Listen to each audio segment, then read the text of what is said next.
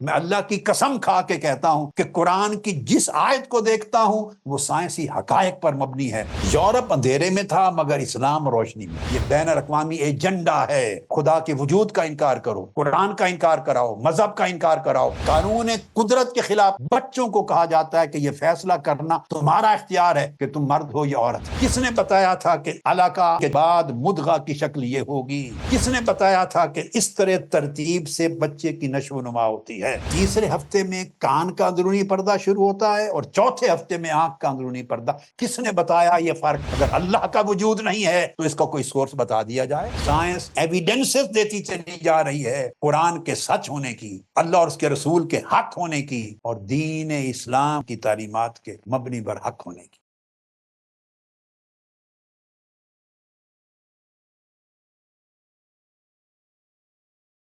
نحمده ونصلي ونسلم على سيدنا ومولانا محمد رسوله النبي الأمين المكين الحنين الكريم الرؤوف الرحيم وعلى آله الطيبين الطاهرين وصحبه الكرام المتقين المخلصين، أما بعد، أعوذ بالله من الشيطان الرجيم، بسم الله الرحمن الرحيم، وَأَنَّهُ خَلَقَ الزَّوْجَيْنِ الذَّكَرَ وَالْأُنثَى مِن نُطْفَةٍ إِذَا تُمْنَى وَأَنَّ عَلَيْهِ النَّشْأَةَ الْأُخْرَى۔ صدق اللہ مولانا العظیم۔ معزز مشائخ و علماء کرام، مہمانان گرامی قدر، حضرات معتکفین اور معتکفات، عزیز طلبہ و طالبات، اور شرق سے غرب تک اطراف و اکناف عالم میں سمعی اور بصری ذریعہ سے ہماری ان مجالس اعتکاف میں جمیع شریک حضرات و خواتین، اللہ رب العزت کا شکر ہے جس نے ہمیں اس مبارک مہینے کی آخری عشرے کی یہ مبارک راتیں عطا کی، اور یہ آخری عشرہ ہر سال جہاں خلوت گاہ ہوتا ہے، روحانی تربیت گاہ بھی ہوتا ہے، اور ان ایام میں انفرادی اور اجتماعی طور پہ ہر دو طریق سے سب حاضرین کو اور حاضرات کو خود شناسی اور خدا شناسی کا سبق ملتا ہے۔ خود کو پہچانے اور اپنے مولا کو پہچانے۔ اس حوالے سے اس سال کی پہلی 6 راتوں میں جو موضوع منتخب کیا گیا تھا اور جس پر آج چوتھی مجلس ہے ہماری گفتگو کی، خدا کو کیوں مانیں اور مذہب کو کیوں اپنائیں، اس کے لیے میں نے قرآن مجید کا علم اور دور جدید کی سائنسی تحقیقات کے ذریعے تصدیق، اس راہ کو اپنایا۔ قرآن کا دعویٰ اور سائنس کا اعتراف، اس سے بہتر اس قضیہ کو، اس ایشو کو سمجھنے کی عقلی طور پر، منطقی طور پر اور پوری وضاحت و صراحت کے ساتھ، وثوق کے ساتھ کوئی اور طریق نہیں۔ جیسا کہ میں ہر رات کہتا ہوں، اس سلسلے میں فوکس قرآن مجید پر کرنے کی ضرورت ہے۔ آپ کے پاس قرآن مجید کا اردو ترجمہ عرفان القرآن تو پہلے موجود ہے، ضرورت اس امر کی ہے کہ اس کو ہر روز بلا ناغہ پڑھیں۔ عرفان القرآن کا ترجمہ جو ضروری توضیحات اور تشریحات کے ساتھ ہے، اسے پڑھیں اور اس کے ذریعے قرآن کو سمجھیں۔ اور قرآن کے دیے ہوئے فکر علم کو تدبر اور تفکر کی راہ سے اپنے قلب و باطن میں اور اپنے دماغ میں اتاریں۔ کو معلوم ہے کہ اس عرفان القرآن کا انگلش ورژن آج سے کوئی 17 سال پہلے چھپ گیا تھا، دا گلوریس قرآن، مگر زمانہ گزرنے کے ساتھ ساتھ نئی نسلیں آسان سے آسان تر زبان اور ادب کی عادی ہوتی چلی جاتی ہیں۔ اس وقت جو کنٹمپریری انگلش لینگویج تھی، موجودہ دور میں پوری مغربی دنیا میں پڑھی اور بولی جانے والی انگریزی زبان اور اس کا جو نیا اسلوب جو اسکول کے بچے بھی سمجھ سکیں اور انہیں کسی ایک لفظ کا معنی بھی سمجھنے کے لیے کسی کی طرف رجوع نہ کرنا پڑے، پورے عالم اسلام اور عالم انسانیت کی اس ضرورت کو سامنے رکھتے ہوئے پھر میں نے نیا ایک اور ترجمہ کیا براہ راست انگلش میں۔ یہ آپ کے سامنے ہے، جس کے ترجمے آپ رات کو اسکرین پہ دیکھتے ہیں، دا مینیفیسٹ قرآن، یہ لکھا ہوا پڑا ہے بڑا اس کا، یہ فریز بائی فریز ہے اور اس وقت کی دنیا کی کنٹمپریری لینگویج انگلش لینگویج میں۔ جو اردو پڑھنے والے ہیں وہ اردو میں پڑھیں، تدبر کریں قرآن مجید کو، اور جنہیں انگلش میں پڑھنے کی سہولت ہے، اردو نہیں سمجھتے، ان کے لیے دا مینیفیسٹ قرآن کا ایک نیا ترجمہ 17-18 سال کے بعد میں نے اب کیا۔ اس پہ 2 سال لگائے۔ ضروری ہے کہ قرآن مجید سے جڑیں اور قرآن کے علم سے جڑیں اور ہر سوال کا جواب قرآن مجید کے علم سے طلب کریں۔ یہ اصل سورس آف گائیڈنس ہے، کیونکہ قرآن مجید اپنے بیان کو شروع ہی اس میسج سے کرتا ہے، اعوذ باللہ من الشیطان الرجیم، ذالک الکتاب لا ریب فیہ، سورہ بقرہ میں۔ یہ وہ کتاب ہے جس میں کسی شک کی گنجائش ہی نہیں۔ دنیا کی کوئی مذہبی کتاب، یاد رکھ لیں، کوئی مذہبی کتاب اپنا آغاز اس چیلنج کے ساتھ نہیں کرتی۔ آپ کو معلوم ہے کہ پچھلے 3 دنوں میں میں نے اس سبجیکٹ پہ گفتگو کرتے ہوئے 3 افراد سے آپ کو متعارف کروایا۔ پہلے دن جو نشست تھی اس میں ڈاکٹر مورس بیوکیل، بڑی تفصیل سے گفتگو کی، مگر آغاز ان کے ذکر سے کیا تھا۔ انہوں نے قرآن مجید کی صرف ایک آیت کریمہ پہ تدبر کر کے اسلام قبول کر لی۔ فرانس کی تاریخ کے نامور چوٹی کے سرجنز میں سے اور سائنٹسٹ میں سے تھے۔ ایک قرآنی آیت انہیں حق تک پہنچانے کے لیے کافی رہی۔ میں نے آپ کو ان کا کلپ بھی دکھایا کہ جب وہ میرے مہمان تھے 1988 میں لندن میں ویمبلے کانفرنس، جو منہاج القرآن کی انٹرنیشنل کانفرنس تھی، اور آپ نے کلپ دیکھا کہ منہاج القرآن کی انٹرنیشنل کانفرنس میں خطاب بھی کر، ہم نے ان کا ماجرا براہ راست ان سے سنا۔ دوسرا تعارف میں نے آپ سے کروایا ایک British chief police officer, Scotland Yard counter terrorism command کے رچرڈ وارلے، جنہوں نے قرآن مجید کی فقط 2 آیتوں میں 2 سبجیکٹس پر تدبر کیا اور اس کے نتیجے میں 1993 میں اسلام قبول کر لی، ریجنٹس پارک ماسک میں لندن میں جا کر۔ 1989 میں ترجمہ قرآن خرید کر مطالعہ شروع کیا، جب وہ مسلمانوں کے احتجاج کے خلاف امن و امان قائم کرنے کی ڈیوٹی پر برٹش گورنمنٹ کی طرف سے متعین ہوئے تھے، اور مسلمانوں کی نفسیات سمجھنے کے لیے کہ انہیں کس طرح کنٹرول کیا جائے، قرآن مجید کا مطالعہ کیا۔ 4 سال کی محنت سے اللہ رب العزت نے انہیں حق تک پہنچا دی اور قبول اسلام سے شرف یاب ہوئے۔ صرف 2 آیتوں پر تدبر. پھر میں نے کل آپ کو اپنی گفتگو کی بگننگ میں ڈاکٹر گیری ملر کا تعارف کروایا، جو کینیڈین پروفیسر ہیں، یونیورسٹی آف ٹورانٹو کے تھے، میتھمیٹکس کے اور لاجک کے.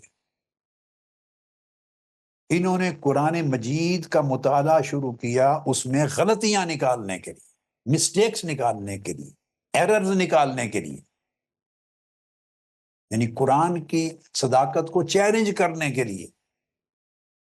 اور وہ غلطیاں تلاش کرنے کی کوشش میں آگے بڑھتے بڑھتے 1978 میں حق کو پا گئے، اسلام قبول کر لیا. اور دیکھا پورے قرآن میں کسی جگہ کوئی ایرر نہیں ہے. As a mathematician and as logical science کے ہیڈ کے طور پر کہہ رہے. یہ 3 چیزیں بیان، 3 لوگوں کا تعارف کروایا ہے. آج اسی حوالے سے آپ کو پھر کینیڈا لے چلتا ہوں. آئیے میرے ساتھ کینیڈا کا سفر کریں. اور یہ سال ہے 1995 کا. میں خود اس وقت کینیڈا موو نہیں ہوا تھا، اس کے بہت مدت بعد جا کے کینیڈا موو ہوا. اس زمانے میں امریکہ، کینیڈا یعنی نارتھ امریکہ کے جیسے وزٹ کرتا تھا، کانفرنسز سے خطاب کرتا تھا، یہاں کی یونیورسٹیز کے خطاب ہوتے تھے. نیو یارک میں یونیورسٹیز کو خطاب کیے. میں نے واشنگٹن ڈی سی کی امریکن یونیورسٹی میں ایڈریس کیے، لیکچر دیے. بالٹیمور یونیورسٹی امریکہ میں لیکچرز دیے. ایریزونا یونیورسٹی میں، اسٹیٹ آف ایریزونا، وہاں اس زمانے لیکچرز دیے. الغرض مختلف جگہوں پر میرے وزٹ ہوتے تھے. اور پھر اس طرح انگلینڈ بھی اور یورپ بھی، ساؤتھ افریقہ یونیورسٹیز میں ہوتے رہتے تھے. اس زمانے میں میرا ایک وزٹ ہے جو آپ کو ساتھ لے کے چل رہا ہوں. یہ ہے 3 اپریل 1995 کا دن. میں یہاں پہنچتا ہوں کینیڈا. آج سے کتنے سال قبل؟ یہ بن جاتے 29 سال قبل کی بات. ابھی آپ فوٹو دیکھیں گے تو پہچانیے، شاید 29 سال قبل کی فوٹو. یہاں ایک پروفیسر تھے ڈاکٹر کیتھ ایل مور، جن کی ڈیتھ اب 2019 میں ہوئی، آج سے 5 سال قبل ڈیتھ ہوئی. یہ پروفیسر تھے یونیورسٹی آف ٹورانٹو کے اناٹمی کے، اور اسپیشلسٹ تھے ورلڈ وائڈ ایمبریالوجی کے. Division of anatomy university of Toronto کے چیئر رہے 1976 سے 1984 تک. اور جو پوری امریکن ایسوسی ایشن آف کلینکل اناٹومسٹس ہے، AACA، اس کے پریزیڈنٹ رہے کئی سال. یعنی بطور سائنٹسٹ، بطور اناٹومسٹ اور ایمبریالوجسٹ اتنا بڑا مقام اور مرتبہ تھا اس شخص کا. بہت سی کتابوں کے آتھر ہیں. ان کی معروف کتابیں جو ہر میڈیکل کالج میں پوری دنیا میں اناٹمی اور ایمبریالوجی کے سبجیکٹ میں ٹیکسٹ بک ہیں، شامل نصاب ہیں. پاکستان کے اندر بھی king Edward medical college university سے لے کر نشتر میڈیکل کالج تک چلے جائیں، اناٹمی اور ایمبریالوجی کے سبجیکٹ میں تمام ڈاکٹرز ان کی لکھی ہوئی کتب پڑھتے ہیں. سند ہے clinically oriented anatomy, essential clinical anatomy, یعنی اس طرح کی بہت ساری بکس ہیں ایمبریالوجی پر اور اناٹمی. اور ان کے ساتھ بہت سے ایسے سائنٹسٹ اور پروفیسرز بھی تھے جو کو آتھرز ہیں. بہت سی کتابیں اکیلے لکھی. یہ ہیں پروفیسر کیتھ مور جن کا میں نے ذکر کیا. آج ان کے تذکرے سے بات کو شروع کریں گے. یہ 1995 کی تصویر ہے. میں انہیں دعوت اسلام دینے کے لیے پہنچا تھا. ان کی کتابیں پڑھی تھی 80s کے زمانے میں اور اوائل 90s میں. یہ ان کی رہائش گاہ پہ ملاقات ہوئی. انہوں نے اپنی کتابیں مجھے تحفہ دی سائن کر کے 3 اپریل 1995 کے سگنیچر۔ میں نے انہیں اپنی 2 کتابیں انگلش میں، ایک قرآن آن ایمبریالوجی اور ایک قرآن on creation and expansion of universe, 2 English کی کتابیں میں نے ان کو تحفہ دی، اور یہ دیکھ کے حیران ہوئے جب میں نے ان کو بتایا کہ میں نے اپنی کتب میں آپ کی کتابوں کے ریفرنس دے کے اسلام اور قرآن کی حقانیت کو ثابت کیا ہے۔ تو میری کتابوں میں ان کی کتب کے حوالے تھے، وہ دیکھ کے بہت خوش ہوں، کیونکہ ان کی کتب چھپ چکی تھی، میں خرید چکا تھا امریکہ سے مختلف وزٹس کے دوران، اسٹڈی کر کے تو اپنی کتابوں میں ریفرنسز دیے۔ ان سے طویل نشست ہوئی، میں نے ان کو اسلام کی دعوت دی۔ آج کی گفتگو کا میجر حصہ ان کی اور ان کے ساتھ دوسرے جو پروفیسرز اور سائنٹسٹ ہیں، اناٹومسٹ اور ایمبریالوجسٹ، وہ جو کو آتھرز ہیں، ان کی تحقیقات پر مبنی ہے۔ مگر میں نے چاہا کہ ابتدائی گفتگو میں تھوڑا سا حصہ بیان کر دوں تاکہ ملاقات کا موضوع ختم ہو جائے۔ تو نشست کے اختتام پر میں نے اسلام کی دعوت دی۔ انہوں نے ایک بڑا ہی خوشگوار جواب دیا، مسکراتے چہرے کے ساتھ، مگر میری دعوت کے جواب میں یس یا نو کیٹیگوریکلی دونوں میں سے کوئی چیز نہیں کہی، نہ یس کہا نہ نو، مسکرائے مگر جواب بڑا مثبت اور خوشگوار دیا۔ وہ جملہ میرے پاس ان کا امانت، اس میں اسلام کے لیے ان کی محبت اور قرآن کے لیے ان کی عقیدت جھلکتی تھی، اور انہوں نے یہ امر واضح کر دیا کہ اس میں کوئی شک نہیں ہے کہ محمد مصطفیٰ صلی اللہ علیہ وآلہ وسلم اللہ کے سچے رسول ہیں۔ اس امر میں کوئی شک نہیں رہا مجھے جب انہوں نے اس تحقیق کو 1980 میں شروع کیا تھا اور میری ملاقات 1995 میں ہوئی۔ 15 سال کی تحقیق کے بعد انہوں نے کہا کہ جو کچھ میں نے قرآن مجید میں پایا ہے، اس سوال کا کوئی اور جواب ممکن نہیں سوائے اس کے کہ یہ اللہ رب العزت کی وحی ہے، اور اس وحی ربانی کا علم ہے جو قرآن مجید میں اترا اور ہم تک پہنچا۔ اگر اللہ کے وجود کو نہ مانے اور قرآن مجید کو اللہ کی نازل کردہ سچی کتاب نہ مانے اور حضور علیہ السلام کو اللہ کا سچا نبی اور رسول نہ مانے، تو میں ایک سائنٹسٹ ہونے کے ناطے مذہباً کرسچن ہوں، مسیحی ہوں، مگر سائنٹسٹ ہونے کے ناطے میرے پاس اس امر کا اور کوئی جواب نہیں کہ جو تحقیقات ہمیں اب اس 50 سال کے عرصے میں میسر آئی، جو سائنسی معلومات انسان کی تخلیق کے بچہ پیدا کس طرح ہوتا ہے، ماں کے رحم میں، ماں کے پیٹ میں، اس پر آج گفتگو ہو، اور کن کن مرحلوں سے گزرتا ہے اور اس کی کیا کیا جزئیات اور تفصیلات ہیں۔ یہ وہ معلومات ہیں جن کا ادراک سائنس کو اب ہوا ہے آج سے 50 برس پہلے، صرف 50 برس پہلے، 1941 کے بعد ادراک ہوا ہے۔ اس سن کو یاد رکھیں، 1941 1941 کے بعد پوری دنیا کی سائنس کو وہ معلومات ملی، اور اس سے پہلے ایون 20ویں صدی کے پہلے 40 سالوں میں بھی یہ معلومات نہیں تھی انسانیت کے پاس، مگر وہ معلومات پوری صحت کے ساتھ، ایکیوریسی کے ساتھ، تفصیلات کے ساتھ اور پورے تعین کے ساتھ قرآن نے 1400 سال پہلے بیان کر دی۔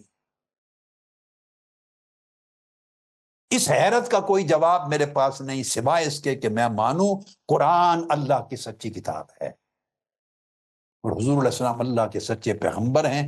اب اگلی بات میں کر چکا ہوں جس پر میں نے انہیں دعوت اسلام دی، انہوں نے خوشگوار جواب دیا۔ بعد میں میری ان کی براہ راست ملاقات نہیں ہوئی، سو وہ اینڈ اپ کہاں جا کے ہوئے اپیرنٹلی، ظاہری طور پر، اس کا مجھے علم نہیں، معلوم نہیں کہ خاموشی سے انہوں نے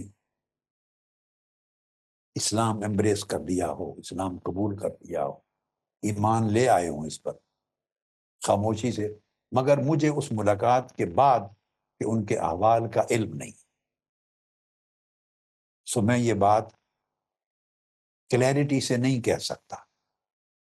اب آپ آ جائیے کہ 1980 میں ڈاکٹر کیتھ مور کو دعوت ملتی ہے سعودی عرب سے کہ کنگ عبدالعزیز یونیورسٹی اس میں اناٹمی اور ایمبریالوجی پر آ کے لیکچر دیں۔ 1980 میں وہ ایک اناٹومسٹ اور ایمبریالوجسٹ کے طور پہ، سائنٹسٹ کے طور پہ، اس سبجیکٹ کی عالمی اتھارٹی کے طور پر، یعنی جتنے آپ میں سے ڈاکٹر بیٹھے ہوں گے ان کو بھی پتا ہوگا، ان سب نے MBBS کرتے ہوئے ان کی کتابیں پڑھی ہوئی، انگلینڈ اور یورپ میں بھی پڑھائی جاتی ہیں، ویسٹ نارتھ امریکہ میں بھی پڑھائی جاتی، ورلڈ وائڈ اتھارٹی ہے۔ اور اس کے علاوہ اور بھی بہت سارے اسکالرز اور پروفیسرز ہیں، ڈاکٹرز ہیں، سائنٹسٹ ہیں جو اسی سبجیکٹ پہ جنہوں نے لکھا ہے۔ ساری کتب کی معلومات کو یکجا، کسی میں کوئی تضاد نہیں ہے، ایک ہی معلومات۔ سعودی عرب پہنچے کنگ عبدالعزیز یونیورسٹی میں لیکچر دینے کے لیے۔ جب وہ لیکچر دے چکے تو وہاں ایک کنگ عبدالعزیز یونیورسٹی میں ایک ایمبریالوجی کمیٹی تھی جو علم جنینیات، یعنی جنین کہتے ہیں بچہ جب ماں باپ کا ملاپ ہوتا ہے، شوہر اور بیوی کا، تو ماں کے یا بیوی کے رحم میں بچے کی زندگی کا آغاز ہوتا ہے، پھر وہ ایمبریو بنتا ہے، عربی میں اس کو جنین کہتے ہیں، اور وہ بچہ تشکیل پاتا ہے۔ تو پیدائش سے پہلے تک ماں کے پیٹ کے اندر کے جو حالات اور واقعات ہیں اس کی سٹڈی کو ایمبریولوجی کہتے ہیں۔ اب سمجھ گئے بات کو؟ اس بچے یا بچی کی زندگی کی ابتدا سے تولد، ولادت تک، اس کی برتھ تک، یہ جو 9 مہینے کا زمانہ ہے، 9 مہینے کا عرصہ، اس میں اس کی جو نشو و نما ہوتی ہے، اس سٹڈی کو ایمبریالوجی کہتے ہیں۔ یہ 9 مہینے میں نشو و نما ہو رہی ہے بچے کی، پہلا پوائنٹ ہے، بگننگ سے لے کر اینڈ تک بچے کے تولد، کیونکہ اس میں بچے کو ایمبریو کہتے ہیں۔ اس پر ایک کمیٹی تھی سعودی عرب کے پروفیسرز کی، انہوں نے ان کو دعوت دی اور کہا کہ ہمارے سامنے قرآن مجید کی کچھ آیات ہیں، یہ اب مسلمان سعودی عرب کے پروفیسرز یونیورسٹی کے، اور وہ اور باہر کے ملکوں بھی تھے، صرف سعودی نہیں تھے، مگر کنگ عبدالعزیز یونیورسٹی کے پروفیسرز، وہ کہہ رہے ہیں کہ قرآن مجید کی کئی ایسی آیات ہیں، ہم چاہتے ہیں آپ سے ان کی تشریح کروائیں، آپ ان آیات کی تفسیر کریں، ایک اناٹومسٹ اور ایک ایمبریالوجسٹ، سائنٹسٹ ہونے کے ناطے، کہ قرآن کیا کہہ رہا ہے۔ اور اس طرح کچھ احادیث ہیں آقا علیہ السلام کی، ان کی تشریح کر کے دیں۔ ڈاکٹر کیتھ مور کہتے ہیں کہ میں نے جب قرآن مجید کی وہ آیات دیکھی، آف کورس انگلش میں ترجمہ کر کے دیکھی اور حدیث کے ترجمے دیکھے، تو کہتے ہیں میں دنگ رہ گیا اور حیرت میں گم ہو گیا کہ قرآن مجید کی ان آیات کے بیان میں اتنی ایکوریسی تھی، اتنی صحیح ڈسکرپشن تھی ایمبریو کی اور ایمبریونک ڈیولپمنٹ کی اور ماں کے پیٹ میں بچے کی نشو و نما کی، کہ جس علم کا تصور آج سے 1400 سال پہلے روئے زمین کا کوئی شخص نہیں کر سکتا تھا۔ 1400 سال قبل وہ معلومات فراہم کر دیں جو معلومات سائنس کے ذریعے ہمیں ابھی اس صدی میں، 1995 کی بات ہے نا، اس صدی کے 50 برس کے اندر ملی ہیں، اب جا کر۔ وہ کہتے ہیں کہ یہ ایکوریٹ تھی، ڈیٹیلڈ تھی جو قرآن مجید نے سٹیٹمنٹس دی۔ یہ ان کا ایک سٹیٹمنٹ ہے۔ اب چلتے ہیں آگے اس موضوع پر۔ اب میں جو فیکٹس ہیں وہ ان سائنٹسٹ کے دیے ہوئے اپنی بکس کی ریسرچ پر بیس کر کے بیان کرتا چلا جاؤں گا، اور ساتھ میں قرآن مجید کے حوالے سے مزید کچھ اور ہسٹورک چیزیں ایلیبوریٹ کرنے کے لیے بھی دیتا جاؤں گا۔ اور ان کی اپنی کتاب وہ بھی اس وقت میرے سامنے ہے، جس کو آپ نے دیکھا ہے، قرآن اینڈ ماڈرن سائنس، یہ بھی ان کی کتاب۔ پہلی بات وہ یہ کہتے ہیں، اور جتنے اناٹومسٹ اور ایمبریالوجسٹ ہیں ویسٹرن ورلڈ کے اسکالرز، پروفیسرز، سائنٹسٹ، وہ یہ کہتے ہیں کہ یہ جو علم ہے کہ ماں کے پیٹ میں، رحم مادر میں بچہ کیسے پیدا ہوتا ہے اور کس طرح ڈیولپ کرتا ہے، وہ کہتے ہیں کہ 16ویں صدی عیسوی تک، آج 21ویں صدی عیسوی، تو 16ویں صدی کا مطلب ہے آج سے 400-500 سال پہلے تک۔ اب یہ بڑی توجہ کے ساتھ سمجھیں، 400-500 سال پہلے تک جو پوری روئے زمین پر، روئے زمین پر، عرب و عجم میں، مسلم اور غیر مسلم دنیا میں، ہر طرف جو علم تھا، جو ایگزسٹ کرتا تھا، علم الجنین، ماں کے پیٹ میں بچے کی تخلیق اور نشو و نما کا علم، بچے کے پلنے کا علم، وہ وہی علم تھا جو ارسطو نے اور اس کے ہم زمانہ لوگوں نے دیا تھا، اور 16ویں صدی عیسوی تک اس علم میں ایک رتی کے برابر بھی ترقی نہیں ہوئی تھی، اس تصور میں کوئی تبدیلی نہیں ہوئی تھی۔ اب یہ بات سمجھنے کے لیے کل کی ایک بات کے ساتھ کو ریلیٹ کرتا ہوں۔ آپ کو یاد ہے، جیسے میں نے کہا کہ نیوٹن جب آیا تو نیوٹن ایک نامور سائنسدان، اس کے زمانے تک نیوٹن خود اور دنیا کے سارے سائنسدانوں کے پاس جو علم تھا، پوری دنیا کی سائنس، وہ یہ تھا کہ زمین ساکن ہے، جامد ہے، متحرک نہیں ہے، زمین جامد، اسٹیٹک یونیورس۔ اور نیوٹن بھی اسی میں بلیو کرتا تھا، ساری سائنس بھی، اس کا علم بھی یہی تھا۔ چلتے چلتے 1915 تک یہی علم رہا، 1915 تک دنیا کے کسی خطے میں اس علم میں تبدیلی نہیں آئی۔ ہر کوئی سمجھتا تھا کہ ساری کائنات ساکن ہے، یونیورس اسٹیٹک ہے۔ 1915 میں آئنسٹائن نے آ کر، یہ پہلا شخص ہے دنیا میں سائنس کی تاریخ کے اندر جس نے کائنات کے جامد ہونے کا، ساکن ہونے کا تصور بدلا اور کہا نہیں، متحرک ہے، کائنات موو کر رہی۔ میں نے آپ کو بتایا تھا کہ اس نے کائنات کے متحرک ہونے کا نظریہ دے کر نیوٹن اور اس کے بعد تک کی سائنس کے نظریے کو رد تو کر دیا، مگر یہ بیان نہیں کر سکا کہ کائنات ایکسپینڈ بھی کر رہی ہے، ایکسپینڈنگ ہے، یہ آپ کو یاد ہو۔ بس اسی طرح کی مثال لے لیں۔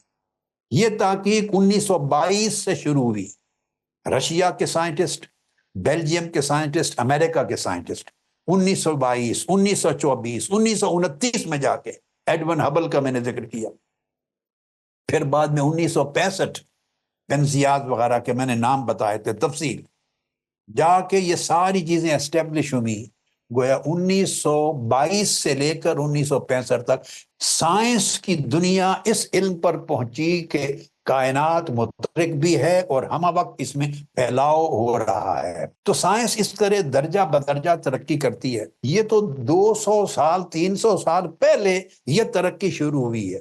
اس سے پہلے 1200 سال کا عرصہ ویسٹرن ورلڈ اور یورپ میں اس کو ڈارک ایجز کہا جاتا ہے، ڈارک ایجز، چونکہ مغربی دنیا اور یورپ اندھیرے میں تھا۔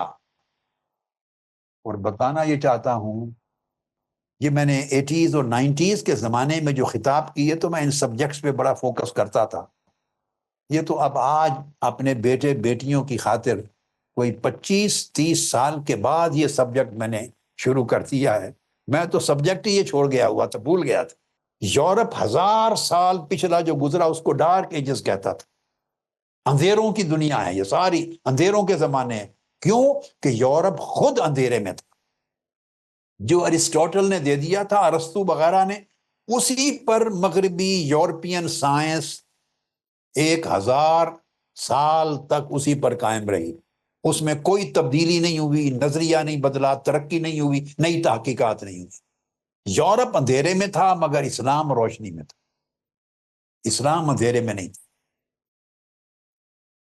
سرزمین مکہ و مدینہ سے نور چمکا تھا، اس نے مسلم دنیا کو روشن کر دیا تھا قرآن کے چشمہ نور سے، حدیث نبوی کے چشمہ نور سے، اور علوم اسلامیہ کے چشمہ نور سے، اور مراکز علم قائم کر دیے تھے آقا علیہ السلام کے غلاموں نے، اور شرق سے غرب تک دنیا میں علم اور سائنس کا نور پھیلا دیا تھا۔ یہ الگ سبجیکٹ ہے، کسی کو اگر اس کو پڑھنے کا شوق ہو تو میری کتاب ہے مقدمہ سیرت الرسول، اس کے اندر بڑی تفصیل کے ساتھ میں نے چیزیں بیان کی۔ سیرت رسول کا مقدمہ 2 جلدوں میں ہے، 2، اس کو پڑھی۔ تو میں بتا یہ رہا ہوں کہ جس طرح 1915 تک سائنس وہیں رکی ہوئی تھی آئنسٹائن سے پہلے، گویا آپ یوں کہہ لیجئے 2000 سال سے سائنس رکی ہوئی تھی کہ ساری کائنات سٹیٹک ہے آئنسٹائن سے پہلے۔ اسی طرح ایمبریالوجی میں کہ بچہ کیسے پیدا ہوتا ہے، ماں کے رحم میں کن مرحلوں سے گزرتا ہے یا نہیں گزرتا، کیا تفصیلات ہیں، اس پر سائنس 16ویں صدی تک رکی ہوئی تھی، اسی علم پر جو ارسطو نے دیا تھا، کوئی ترقی نہیں۔ اسی عرصے میں آقا علیہ السلام تشریف لے آئے۔ آقا علیہ السلام کا زمانہ سن عیسوی کے اعتبار سے 7ویں صدی عیسوی ہے، یعنی میں جو 16ویں صدی بتا رہا ہوں، 16ویں صدی سے 1000 سال پہلے آقا علیہ السلام کی بعثت ہوئی، اور ہجری صدی میں آپ کو پتا ہے 1400 سال پہلے بعثت ہوئی، تشریف لائے۔ یہ تو الگ بات ہے کہ مکہ اور مدینہ میں تو یونان کا علم ہی نہیں پہنچا تھا۔ آپ کو میں نے پہلے لیکچر میں سمجھا دی تھی یہ بات، یہاں تو نہ سائنس تھی، نہ علم تھا، نہ مکتب، نہ مدرسہ، نہ اسکول، نہ لیبارٹری، نہ نالج، کچھ بھی نہیں تھا۔ یہ تو امیین، ان پڑھ لوگوں کا، بدوؤں کا معاشرہ تھا۔ لیکن جہاں جہاں علم تھا، میں بات کر رہا ہوں یورپ کی، روم کی اور یونان کی، کہ جن خطوں میں علم تھا پچھلی سیولائزیشن کا، اس ویسٹرن ورلڈ کے ان خطوں کو بھی معلوم نہیں تھا۔ اور یہ ڈاکٹر کیتھ مور لکھتے ہیں until the 16th century no major advancement، اب یہ میں ان کے لفظ پڑھ رہا ہوں، in our knowledge of embryology were recorded in the literature of western science۔ اس زمانے تک مغربی دنیا کی سائنس میں ایمبریالوجی میں کوئی ترقی نہیں۔